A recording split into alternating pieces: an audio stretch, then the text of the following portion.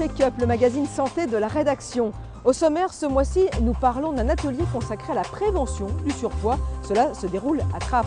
Nous sommes allés à Versailles pour suivre la construction, la réalisation d'une maison de retraite pour personnes âgées, cofinancée à la fois par des fonds publics et privés. C'est une première. À Voisins-le-Bretonneux, l'association des paralysés de France propose des cours d'art plastique pour ses adhérents, des personnes en situation de handicap. Et nous avons rencontré certaines d'entre elles. Et puis l'actualité de ce mois, c'est la deuxième semaine de l'autonomie à Saint-Quentin en Yvelines. Check-up y était forcément. Deuxième édition d'un colloque pour parler de l'autonomie. Les premières lois sur la prise en charge de la perte d'autonomie en France datent de 1962 avec l'instauration des aides à domicile. 50 ans plus tard, quel bilan dressé? Eh bien, cet universitaire n'a pas la langue de bois.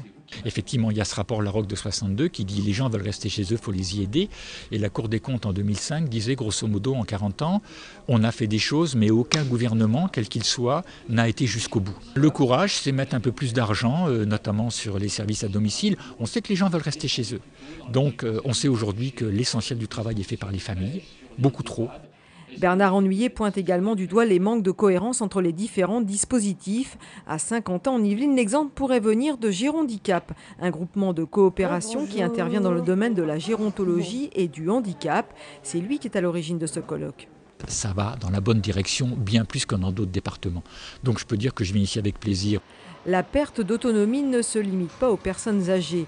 Des salariés peuvent également être concernés. Autre exemple de mise en commun, le réseau Yvelines Santé Travail. Nous avons des équipes qui sont des équipes pluridisciplinaires puisque souvent il y a plusieurs causes ou surtout plusieurs types de problèmes. Il y a un ergonome, il y a une juriste, il y a un psychologue et une assistante sociale. Nous appliquons une méthodologie qui est reconnue nationalement. Cette année, Yvelines Santé Travail a traité 600 dossiers et 80% des salariés ont été maintenus en emploi. En matière de perte d'autonomie, le meilleur conseil est de prendre contact avec la coordination gérontologique de son territoire. Un projet de loi sur cette question pourrait être présenté en 2014 par la ministre de la Santé.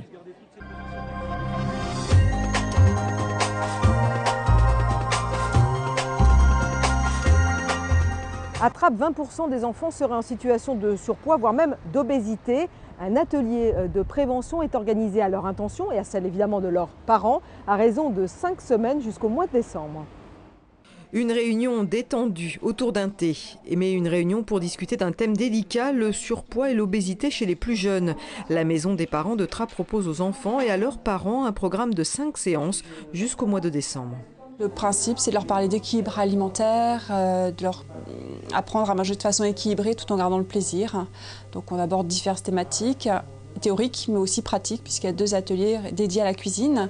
L'un est dédié à la préparation d'un petit déjeuner goûter et l'autre est dédié à la préparation d'un repas équilibré. Un repas équilibré, justement, qu'est-ce que c'est? Il doit se constituer d'un produit laitier, d'une céréale, de fruits, de légumes et d'un apport protidique apporté par les œufs, le poisson ou la viande. Des notions que l'on doit très souvent répéter pour qu'elles soient entendues, car la cause est de santé publique. À Trappes, par exemple, 20% des enfants sont en surpoids et en obésité. Et il est important d'intervenir le plus tôt possible dans la vie du jeune. On ne parlera pas de régime alimentaire dans ce cas-là, mais simplement pour l'enfant en bas âge, c'est contrôler la quantité de sucre, les bonbons, les viennoiseries, les sucreries qu'on lui donne, et puis des petits, les inciter à bouger. Car un repas équilibré ne se résume pas seulement à ce qui se trouve dans l'assiette. Il est aussi essentiel dans l'enfance de pratiquer une activité sportive. La prochaine rencontre aura lieu le 6 octobre au matin. Les suivantes s'étaleront jusqu'au 9 décembre.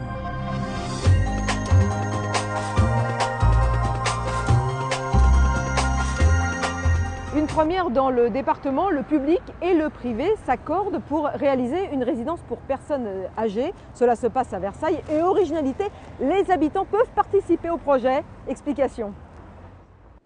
C'est une première dans les Yvelines. Le public et le privé investissent ensemble dans un établissement pour personnes âgées.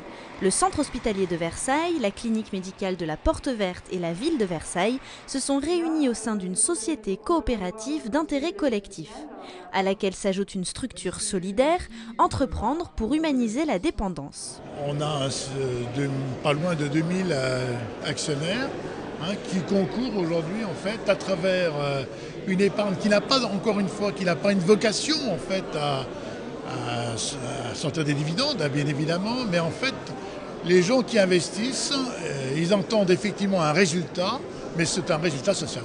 Ce projet nécessite 20 millions d'euros d'investissement assurés en majorité par un prêt locatif social. Pour compléter le budget, une originalité. Les Versaillais ont la possibilité d'investir en souscrivant des parts sociales à hauteur de 20 euros. Le chantier est en fait la rénovation de l'établissement Lépine Providence, abandonné pour malfaçon et qui devait accueillir 200 résidents, un nombre qui avait fait bondir la mairie de Versailles. Ça nous a paru monstrueux. C'était une énorme maison de la vulnérabilité. Et c'était contraire à ce que la population nous renvoyait comme demande. Et c'est de là qu'on s'est dit comment pouvons-nous répondre à cette obligation de projet architectural mal fini qui a besoin d'être repris et de répondre aux besoins de la population. La structure proposera 112 places, dont 4 places d'hébergement temporaire, mais aussi 12 places d'accueil de jour et 160 places de services soins infirmiers à domicile, dont 10 spécialisés Alzheimer. L'ouverture de l'établissement Lépine Providence est prévue début 2016.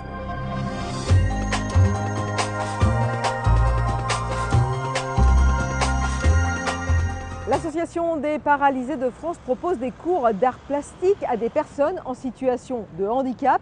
Cela se passe dans leurs locaux à Voisins-le-Bretonneux et nous avons rencontré certains des adhérents. Ghislaine Lenouvel découvre la linogravure. Sur une plaque, elle reproduit un tableau qu'elle a choisi, les Nymphéas de Monet. Le geste des mains est lent. Ghislaine souffre d'un handicap moteur depuis l'enfance. J'essaye de faire au mieux. Faire au mieux et faire bien. Une fois par semaine, des ateliers d'art plastique sont ainsi proposés par l'Association des paralysés de France, installée à Voisins-le-Bretonneux. On essaye de s'adapter avec les moyens du bord. Et puis on trouve des petites astuces selon ce qu'on fait. Vous trouvez quelle astuce par exemple pour graver? Parce que la gravure c'est quand même un exercice pas Mais en fait, j'ai trouvé d'autres mains pour m'aider à tenir la plaque. Et après moi je fais le reste. Ici, dans cet atelier de peinture et de gravure, 8 élèves sont inscrits. Ils sont handicapés moteurs pour la plupart. Le temps de l'atelier, on oublie un peu tout. Pour déjà voir les copines et puis progresser dans la peinture. Au début, je ne savais pas du tout peindre. Maintenant, j'arrive mieux à faire des dessins, je me débrouille. De faire des choses comme ça, c'est une évasion. C'est oublier les petits soucis, la vie quotidienne, comme tout le monde. C'est pas toujours simple, mais justement, on essaie d'évoluer pour progresser malgré ces difficultés. Voilà, se dire qu'on peut quand même évoluer. C'est vraiment dans l'idée d'une prise de confiance en soi, et donc voilà, évoluer dans ce qu'on peut faire en art plastique. Ces ateliers sont également ouverts aux personnes valides. Une exposition commune de peinture et de sculpture aura lieu à la fin de l'année.